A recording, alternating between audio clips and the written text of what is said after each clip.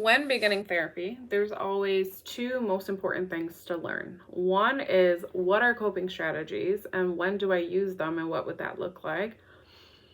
And two is, how do I know I'm ready to use these coping strategies? So that's something that we're going to be discussing today in this video is coping strategies. I'm going to do a quick little cheat sheet for you, as well as when do we really need to use them? When can we notice that we need to use them? And in later videos, we'll go into depth about different reasons why we would use them and what could happen and what are some other strategies we have. But I printed out this sheet, so it kind of looks like this. I'll kind of explain it. So this is the different type of coping techniques. These are going to be examples of how to use them. The pros are showing you when to use them, and the cons are just pretty much telling you, like, you probably shouldn't do this long term if blank and blank. I really don't pay attention to the cons because really I just need you to know when to use them and what to do to use them.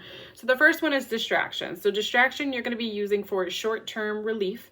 So this is usually when you're kind of thinking about a lot of stuff, you're noticing your brain is kind of wandering and you need a distraction to get yourself out of your head. So some of the examples they have on here is like having a conversation with other people, like listening to talk radio, even listening to your music if you want to, doing a jigsaw puzzle, like all these different things, anything, making a list, like anything that you can do to kind of distract your mind in that moment. And later on, I can show you different ways of using some type of distraction. Thing with distraction, again, is it's short term.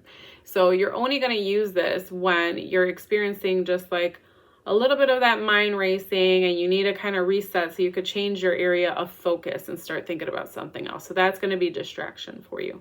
The next one is grounding. So grounding is using your 5 senses. So a lot of times people don't know when to use this, but this is when you are feeling physical feelings of anxiety. Your hands are shaking, sweaty, you're getting the butterflies in your stomach. You really don't know what you need to like do to kind of stop all these things. Then you're focusing on your 5 senses. So I'm sure you've heard different things like focus on different things around the room, look at different colors. So if you were in here, I would say point to something the color blue or purple, which would be my sign. Or what is something white, which could be my ceiling, it could be my lamp right here on the side that you guys aren't able to see, but having them look for different things. How about closing your eyes and listening? Is there anything that you can hear in the room? How about you describe what that is to you? Like, do you hear a clock? Do you hear a fan? Like, you know, what is it that you can feel, right? So here, using your senses is really important. So some examples they used here was just using your senses. So smelling different fragrance. Another thing you could do is taking off your shoe and going outside and feeling that grass underneath your feet. So anything to feel grounded within, using those 5 senses to get you there. So again, you're going to be using this whenever you're feeling physical signs of anxiety. So shaky hands, sweaty, you name it. That's what you're going to be using it for. And then the next one is going to be emotional release. So emotional release, this is when you're having intense emotion. It could be fear, it could be anger. It's just so intense that you just need to let it out.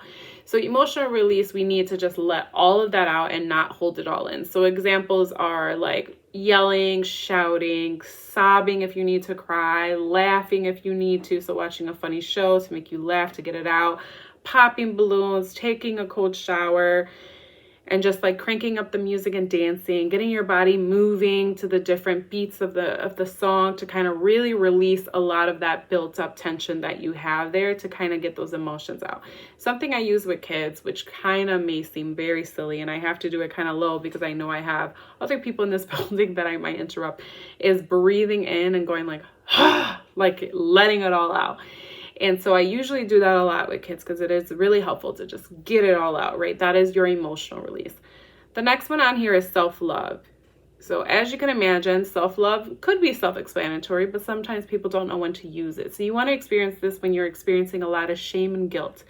A lot of times people struggle with this a lot. And so taking care of yourself. So rubbing lotion in your hands, giving yourself a bubble bath, buying yourself a treat if you can, or treating yourself to something nice, really. Let's see if they give another example. Cooking a special meal for yourself, maybe getting your nails done, and both male and females can do this, or, you know, whoever really can do that.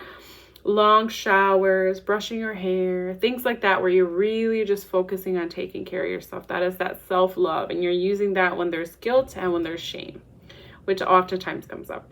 The next one is really important for those that are overthinkers and we kind of have that negative mindset on a couple things. So it's called thought challenge.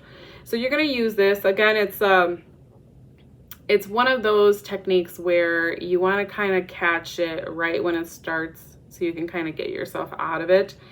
So you're going to use this to try to stay as logical as you can, but helping to reduce a lot of those extreme emotions that may come up when your thoughts start to become what's considered irrational thoughts. Some examples of that would be, I'm not a good enough mother, or I can never make friends. These are some of those negative self-reflecting thoughts that kind of come up. And the thought challenge, what you want to do is you want to write down that negative thought, whatever it is. And then you want to list all the reasons why that thought is not true. Why aren't you a horrible mother? Why aren't you a horrible friend? There's reasons why we're not that. Our brain is telling us we're that, so we start to believe it, but we're really not. So how can you prove that you're not that? So the goal is to switch that frame of mind, that thinking, to switch it to something else. So that is your thought challenge. And if you have examples that you want us to problem solve, feel free to comment and we can work through those in another video as well. But just keep that in mind, that that's what the thought challenge is used for. And then the last one on here is accessing your higher self. So this just, it reminds everyone that people in this world have value.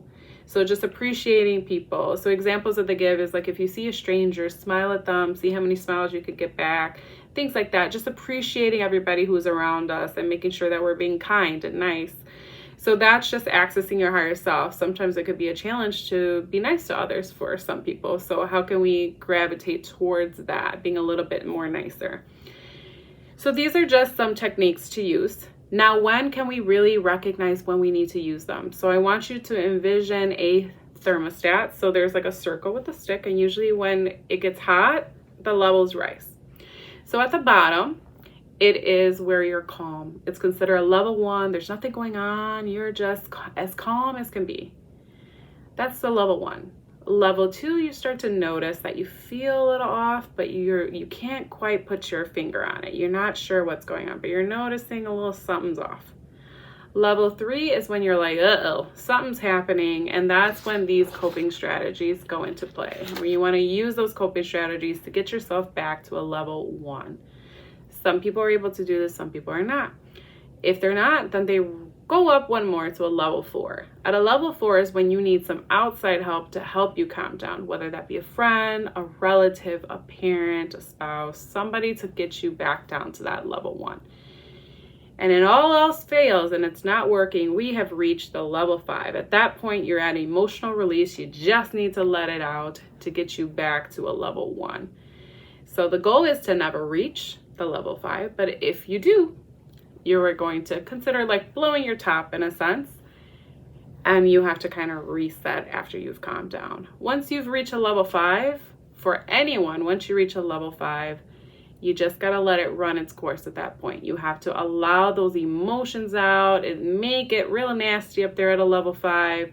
But then once you calm down, you can kind of collect yourself and be like, okay, this is what happened. I didn't watch for the warning signs. I kind of allowed myself to go up. I only tried one of these coping strategies. I should have tried more. I should have done some more things. And I did, you start to reflect on that. But the goal is, if you can implement the coping strategies and really practice them, not just when you're angry, but practice them when you're calm too, the goal is to never reach that level 5. But if we get there, it's not the end of the world. You'll still be able to kind of reset and start all over again, which is okay. However, we just really want to practice getting these coping strategies to avoid that big blow up that happens at the end. So hopefully you found this helpful. If you did, go ahead and give it a thumbs up. Give me a comment. Let me know if there's anything else you would like to see. If there's anything you're specifically struggling with that you want some help with, please let me know. I'm more than happy to give you whatever resources that you need to be successful. So congratulations on being here, on thinking about coping strategies and everything that has to do with your healing journey and the resources that are here. And I'll talk to you soon.